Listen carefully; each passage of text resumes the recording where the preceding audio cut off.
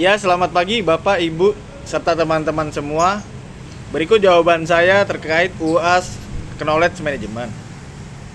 Yang pertama, di sini soal pertama yang A itu saya membuat analisis budaya organisasi pada perusahaan penggabungan, yaitu perusahaan A dan B. Yang pertama ada artefak dan perilaku, spesifik membahas progres yang tidak berkembang selama 8 bulan. Kedua ada norma dan nilai yang membahas terobosan nilai perusahaan dengan menyelaraskan tujuan. Yang ketiga asumsi yang mendasari performa pekerja, solusi terkait masalah yang ada, cara berkomunikasi yang baik, dan sadar akan kapasitas per individu atau pegawai. Yang ke B, saya membuat aplikasi Knowledge Management untuk dua perusahaan gabungan, yaitu perusahaan A dan B. Yang pertama menetapkan tujuan program Knowledge Management. Kedua, bersiap untuk perubahan. Yang ketiga, menentukan proses tingkat tinggi sebagai basis utama. Keempat, menentukan dan memprioritaskan kebutuhan teknologi. Keenam, ada nilai status saat ini. Ketujuh, ada membangun roadmap implementasi knowledge management. Lalu ada implementasi, kemudian yang terakhir ada mengukur dan meningkatkan program knowledge management. Lalu nomor 2A yaitu saya membuat organization learning. Yang pertama, membuat pengetahuan yang membahas terobosan pimpinan dengan mengajak pekerja agar selaras. Yang kedua, mempertahankan pengetahuan, membahas seluruh SDM dalam perusahaan,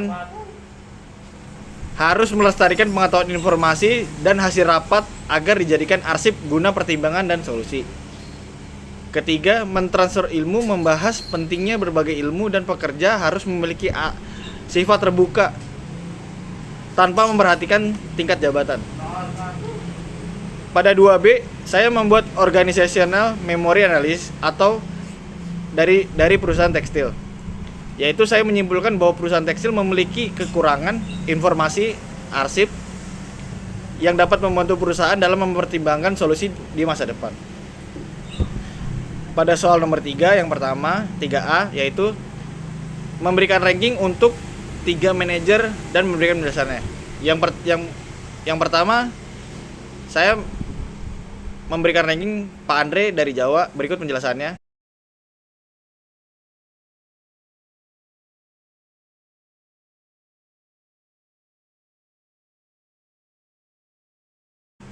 Yang kedua, Pak Fabian dari Sumatera. Berikut penjelasannya.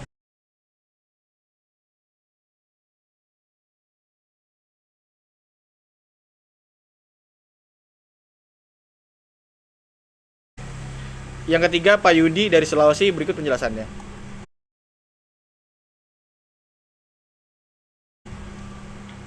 Pada 3B, saya membuat analisis tingkat kematangan organisasi perusahaan Sandes. Yang pertama ada proses awal yang tidak dapat diprediksi. Yang kedua, pengulangan proses yang ada dengan fokus utama tingkat kedisiplinan. Ketiga, proses yang terdefinisi, terdokumentasi, terintegrasi dengan baik. Yang keempat, proses pengumpulan data yang dilakukan secara berkala dalam memenuhi aspek kualitas. Yang terakhir, yang kelima, ada proses optimasi terintegrasi berdasarkan umpan balik kuantitatif. Ya, selanjutnya nomor 4A, saya membuat analisis transfer pengetahuan antar generasi.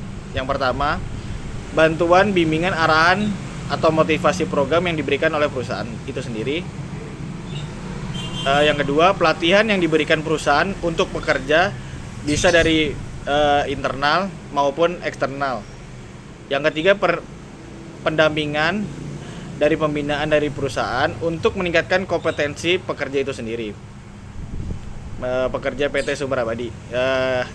4B, saya memberikan pandangan tentang cara menyelesaikan kasus yang ada pada PT Sumber Abadi. Yang pertama, Pak Budi atau sebagai owner perlu mengedukasi ilmu, berbagi pengalaman lebih dalam dan menjadi moderator bagi pihak dan menjadi